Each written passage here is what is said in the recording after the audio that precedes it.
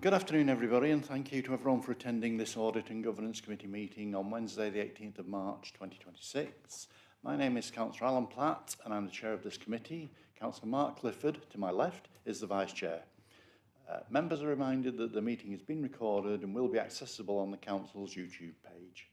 If you wish to speak at any stage, please indicate to me that you wish to do so. When I invite you to speak, please turn your microphone on and turn it off when you finish speaking. Please speak clearly and do not cover your mouth when speaking to make it easier for any lip readers to understand you. Can everyone ensure their phones are turned to silent? We're not expecting a fire drill, so if the alarm sounds, please exit the way you came in and congregate in St Thomas's Square next to the police station. We will now begin the meeting. Item 1, apologies for absence. Thank you, Chair. We've had apologies from Charlotte Fitch and Craig Ainsworth, the independent members. Thank you. Thanks, Todd. Item 2, declarations of interest. Members are reminded of their responsibility to declare any pecuniary interest in respect of matters contained in this agenda. Does anyone have any interest to declare? Right. Item 3.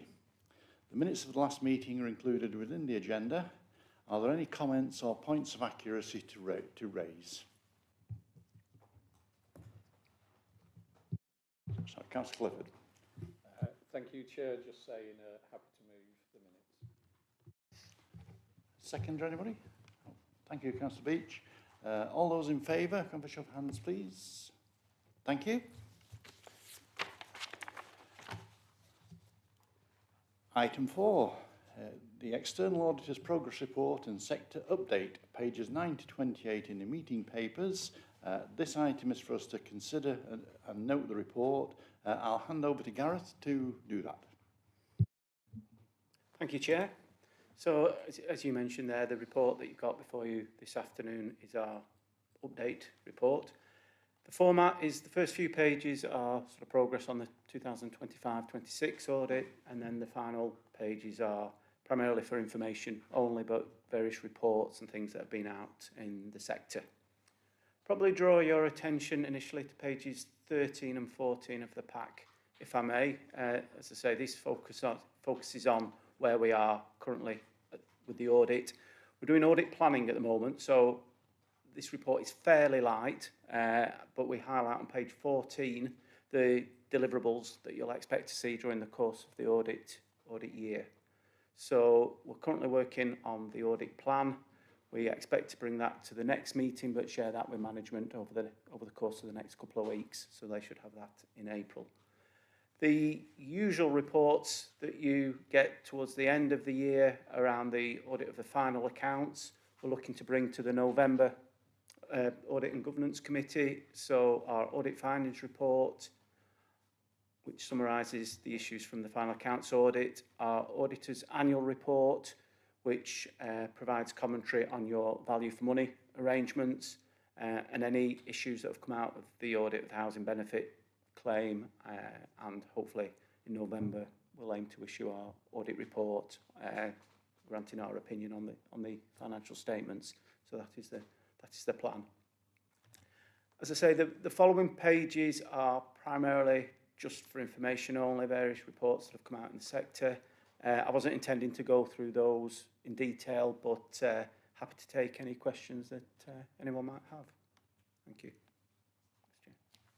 Thanks, Gareth. Members of the committee, any questions for Gareth? Councillor Hayden? Hiya, Gareth. Thanks. A very comprehensive report. Can I just ask you a couple of questions, please? On the agenda, page 13, the section that says meetings, it says that you highlighted some audit efficiencies that might be encompassed. And can you tell us what they were and whether they're on track to be fed in? Certainly. So obviously we've signed off our final accounts work in January when we issued our opinion, and we're always keen to learn from the audit experience. So we had a meeting with Neil and his team just really to discuss what went well in the audit and which areas could be strengthened and improved going forward. Very open and honest debate from both sides what worked well. There are some learning lessons from our side, way that we request for information, making sure we're clear, providing clarity about exactly what sort of evidence we're after, and then work around sort of the valuations and how that can be improved going forward, because there's always issues each year around the audit of the council's assets, but that's something that went well. We've already started, as I say, planning the audit and had good feedback and sort of responses to our requests from management already, from the finance team, and considering that they're in the process of implementing a new financial system as well, we're very pleased with the progress we've had so far. Okay, thank you. Any more questions, Councillor Brown? Thank you, and thanks, Gareth. Just in terms of the audit fees on page 13, I'm just wondering what kind of a percentage change that is from previous years. And then, apologies, I might lose my voice. And then in terms of the sector updates, I think they're really helpful. I just wondered as a committee, this might be for Neil or yourself, which areas may increase risk for us and which areas we probably should be thinking of as a committee going forward into this year. In terms of the audit fee, that's actually set by public sector audit appointments. We don't have a great deal of influence around that. If you bear with me 1 second, I should be able to tell you. It's a marginal increase, to be fair, compared to the previous year. So, yeah, 163,904 is what we're quoting for 2025-26. In the previous year, it was 159,000. So, yeah, about £4,000 increase. Yeah. And Councillor Hayden? That's okay. Pages more or less 14 to 25 are recommendations that you're enlightening us about where we should be looking for more information because of the changes that have come into being. And I think previously we've had those into a training plan for the governor, for the audit committee. And is that going to be the same case again this year? And if it is, should we be adding what we're advised by our external auditors into the training plan for the A&G in the final document on this pack? So if I answer both the questions together, actually, because I think they're very much interlinked. So there's a training report later on in this committee's agenda in respect of the specific items that probably matter the most in terms of the committee related to in here. We absolutely will pick them up in the training. We obviously annually do a statement of accounts training exercise anyway, where we talk about the key aspects.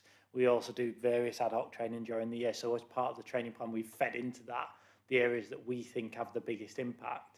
In terms of Gareth's reports and the ones that have the biggest impact on the accounts, feel a little bit like a stuck record, but valuations is changing again this year, and I think this is the most significant change. I think in previous years we've talked about IFRS 16 and various other changes. Actually, the key change for this committee in terms of the accounts to come is around valuations, and the key change there is that there is a proposal from this year's accounts to use indexation alongside the valuations, which is a significant change. And actually, there are some strange quirks to the new code, which mean potentially that by doing additional work, we're not code compliant because we're more accurate than the code.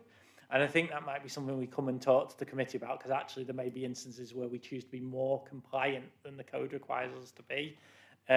So that will absolutely come back in a conversation with you. So that is page 17 of the agenda pack. Fundamentally, the way valuations are treated, there is an indexation process for all assets now rather than a rolling cycle. That is an attempt, and Gareth might want to comment, that is an attempt to solve some of the problems that there have been around audits, which have across the country got stuck a lot on valuations. So later on in the pack, one of the later pages talks about the audit backstop. We've never had to have that conversation here because we've always had signed off accounts. But for other authorities, the valuations process in particular has been a reason for not meeting that audit backstop. We've struggled with it. It's often why we've been coming to you saying, I think the last time we got the account signed off, valuations was the sticking point. It's a big change in valuations again. I think they're attempting to do the right thing with this, which is an attempt to ease the workload, but inevitably in the first year, and this is some of the meetings that myself and Gareth have had, we will take an interpretation, the auditors will take an interpretation, and there'll be some working through of that. In terms of the rest of the information in Gareth's pack, the majority of it actually probably doesn't relate to the accounts directly. So the finance settlement relates more to the budget, for which we did a budget training exercise for all members of council ahead of the setting of budget. I was going to say last month, but it was this month. The local outcomes framework, again, doesn't directly impact in terms of the statement of accounts. Local government reorganisation will have a huge impact, but currently we don't have anything that will impact the statement of accounts on that. Clearly, in the next 6 to 12 months, we'll see potentially what those impacts on that will be, and we'll absolutely communicate that. But I don't think, as a committee, potentially you won't even see that impact until 2028, and actually 2029 potentially, because the first account sign-off will be way beyond the establishment of a new shadow unitary. So as committees, there will be some change during LGR, but ultimately Chorley Council's accounts will still need to be signed off when Chorley Council no longer exists. So there will be a long period of that period before that comes in. There's a reference to housing, again, not directly related to the accounts, and crisis and resilience fund, not directly related to accounts. So hopefully that answers kind of both points. The key point is indexation and valuations again. Councillor Clifford. Thank you, Chair. This is a question for Gareth. I've noted under events you'd mentioned after the backstop. Now, I was basically written to by a colleague of yours, which is Curtis Wallace, who asked me to do that one. And also I did the webinar on the 11th. Now, I think Neil has sort of answered the question about the backstop there, but I think, did you feel that it was worth, because this is what I'm wondering, what Curtis did differently. Did you feel you needed to tell us about that? Because I'm just wondering that I've done it because of a different authority, but it's not been circulated at Chorley. So I'm just wondering what happened there. Thanks. As Neil mentioned, it wasn't really relevant to Chorley because we signed off the accounts.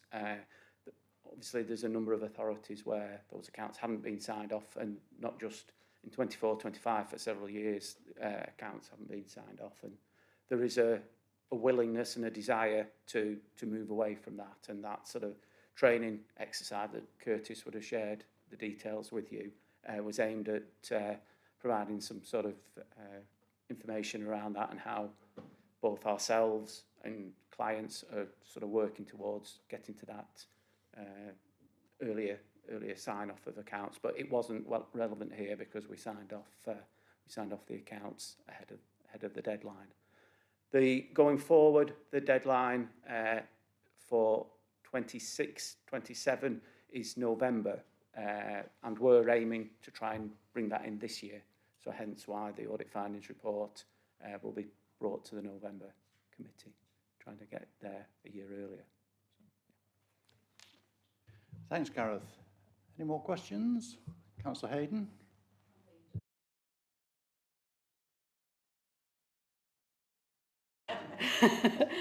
Page 18 of the agenda talks about the audit readiness training for some new arrangements, and there's an action plan there. So will it just affect you as the audit team recording it, or will it have been a difference to the way the information is collected, or a change of information, and will the staff who will be affected, any staff will be affected by it, will they be aware of it? I think it is me, and I think this might be an element of a sales element of a potential course, but this is about preparing for the kind of process of audit itself. I suspect this is again response to probably what Gareth was just talking about a little bit earlier, that some people have struggled to get to the point of account signing off. We haven't really struggled in that aspect. We've managed to get our accounts signed off all the time. I don't think at the moment we're proposing to do this online training as a council because we don't feel currently we're in a position to need that. That doesn't mean that we don't do online training. I know a colleague of mine who you've seen at previous committees has attended the Grant Thornton training recently on kind of valuations and things like that, where we feel we need it, we address it. If we feel we're already capable in those areas, we don't attend those training sessions just for attending the training session's sake. Okay, thank you. And that's it from me. Okay. Any more questions, or can we move on? No. Thanks, Gareth. Thanks for the report, Gareth.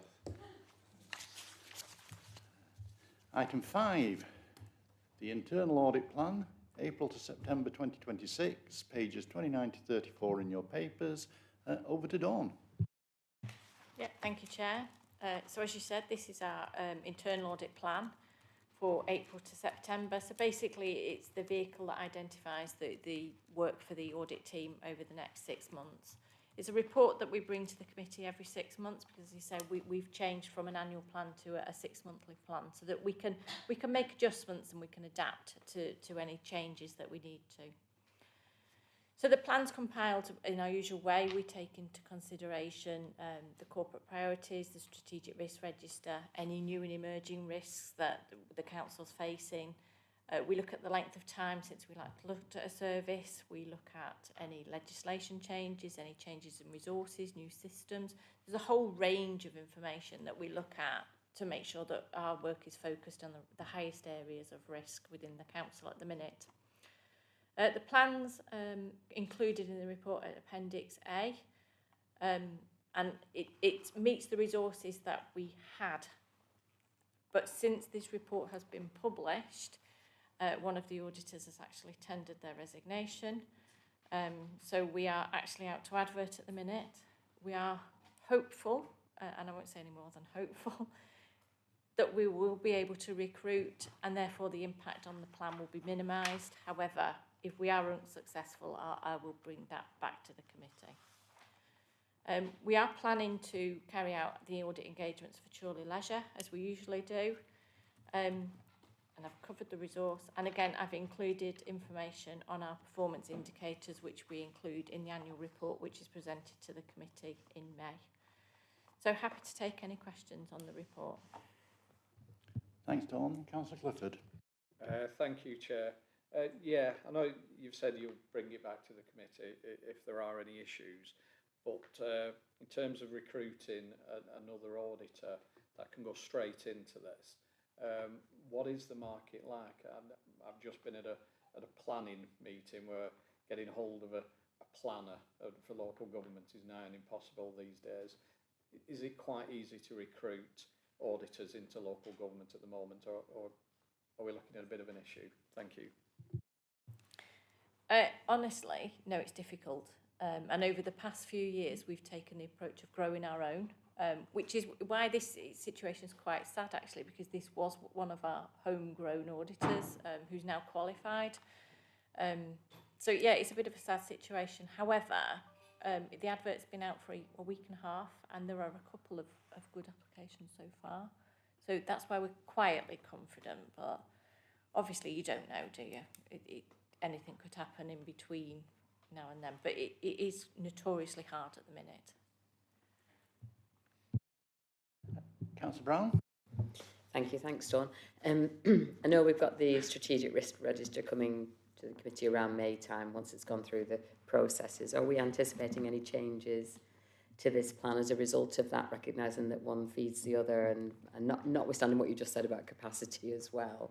And then just a second question is around the targets, and I think they're great, but they're quite ambitious given where our current position is, because I think at overview and scrutiny we saw that management completed actions was down at around 60-something% from what I remember, and we were way off on the plan completion as well. So given what you said about capacity, are we setting ourselves up to fail a bit with those targets?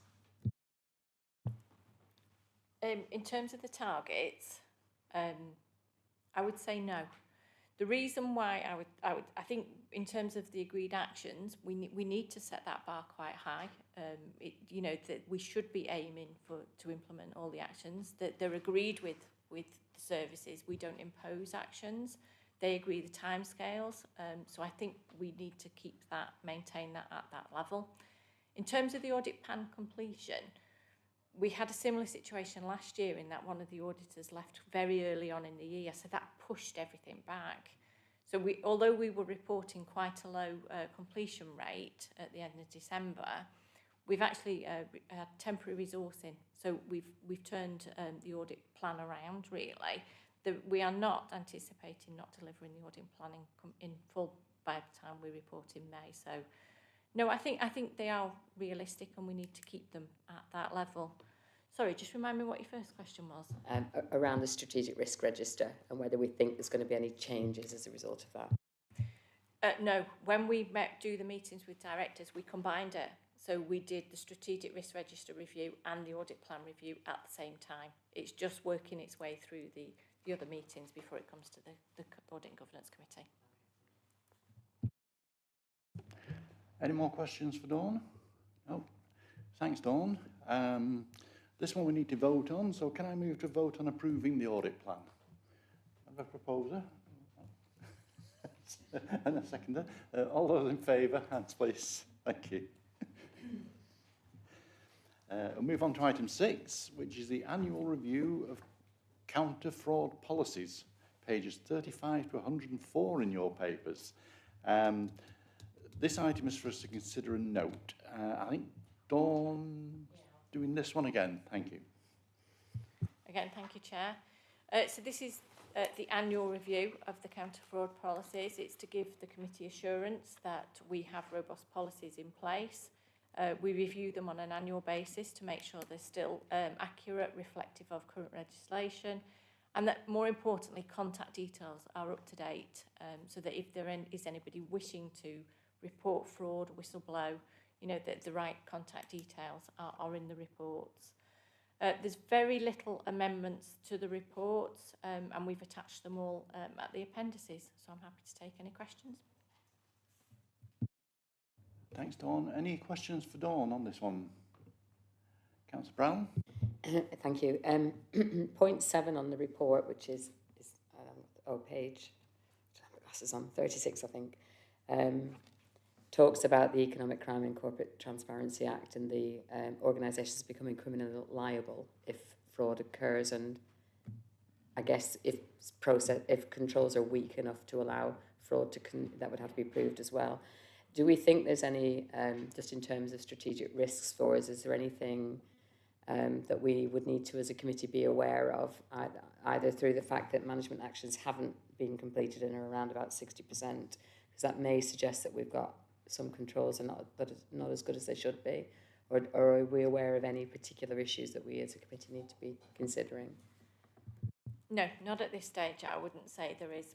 I know when you say about the management actions are at 60%, but that covers a whole range of topics, not just in particular relation to fraud. So, no, at this stage, we look to see how it would impact. And it, like you say, it's very much relating to making sure we've got robust controls in place, which is picked up through the audit processes, making sure, and we're continuously reviewing and looking at those controls. So at this stage, I don't think there's anything we need to be concerned about. Any more questions for Dawn? Nope. Okay. Again, this item is for decision, so can we... Sorry, I'm on the wrong one. Sorry. No further questions. We'll move on to the next item.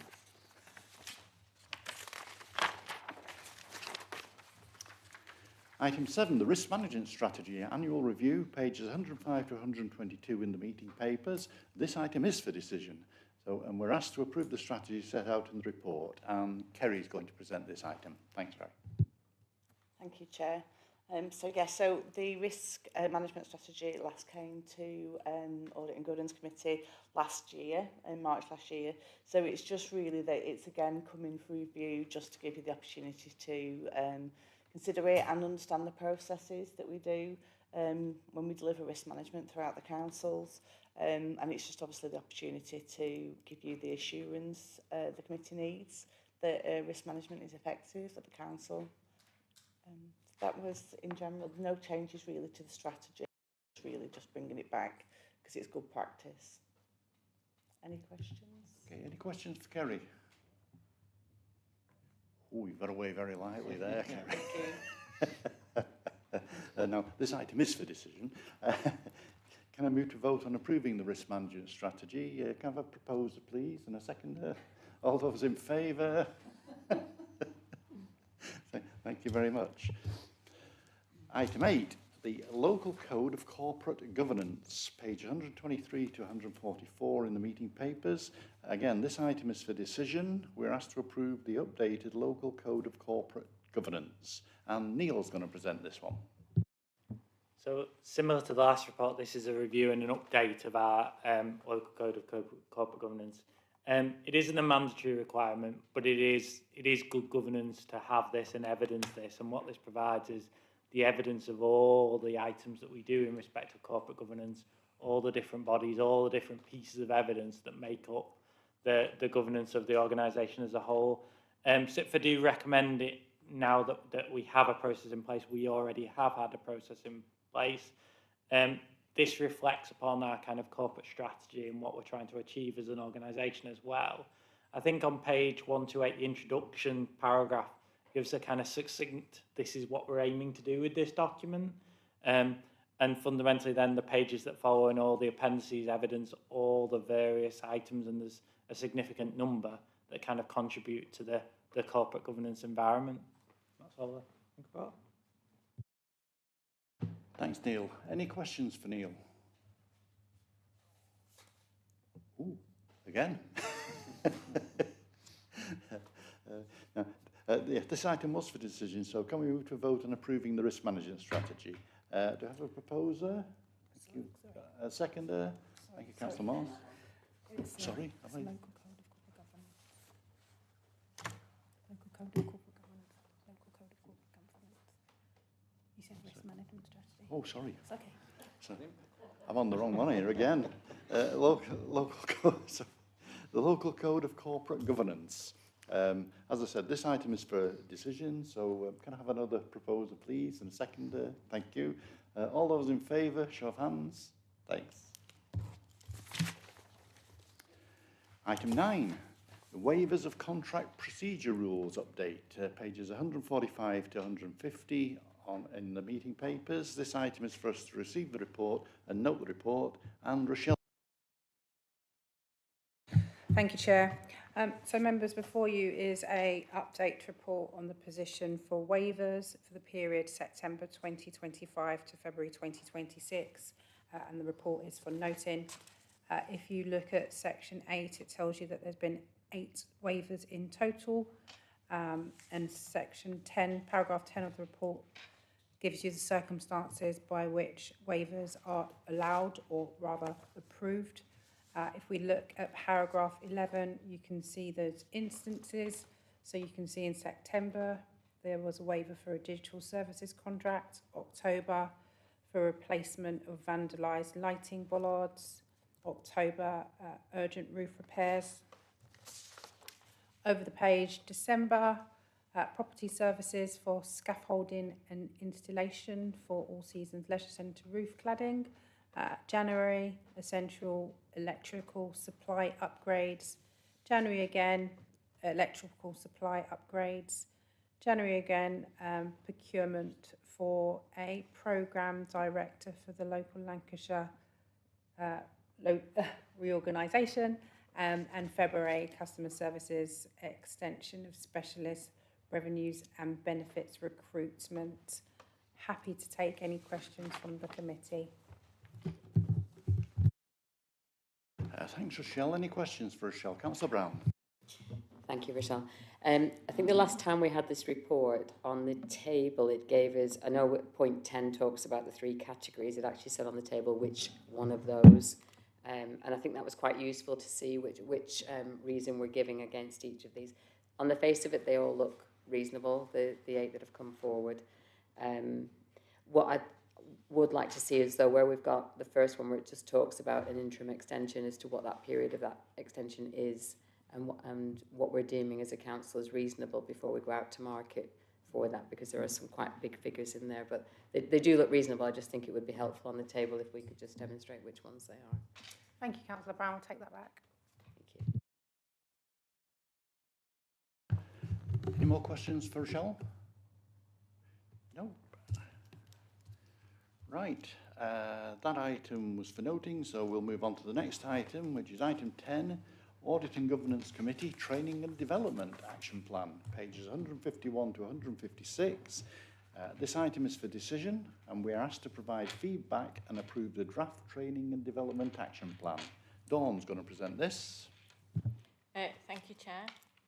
So although I'm presenting this, I'm not going to steal the thunder. It's Democratic Services that have done all the hard work. So members will recall that last summer we did the Skills and Knowledge questionnaire of the committee based on the SIT for guidance.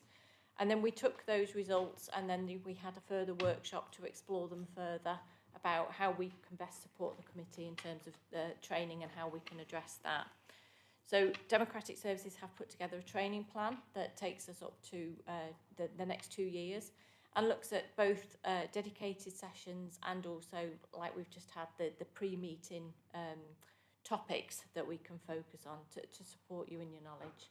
So really it is for discussion. Is there anything more you'd like to see from the document, or is there any areas we'd like to explore further? And then once we've got it to a place you're happy with, we'll then start to implement it. Thanks, Dawn, and I believe it's Ben we should be thanking for this one. So thank you, Ben. I can see your little face on the screen up there. Councillor Hayden. Only my previous comment about making sure that we've taken note of the guidance from our external providers and incorporated any required learning into that plan, please.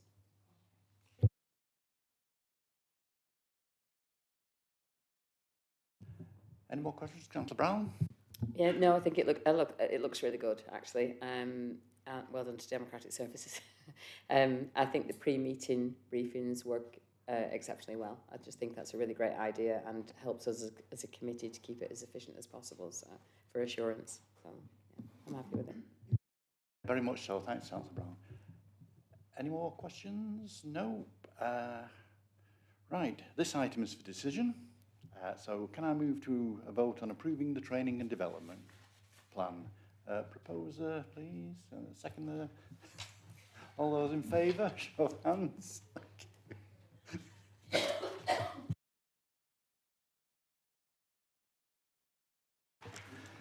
Item 11, the Regulation of Investigatory Powers Act 2000 update. This item is for Rochelle. Thank you, Chair. There is no update to report to the committee. Thank you. Oh, one day, Rochelle, one day. We'll move on then. Item 12, any urgent business previously agreed with the Chair. There is none apparently, so that concludes the meeting, and thank you everyone for attending. Thank you, Chair.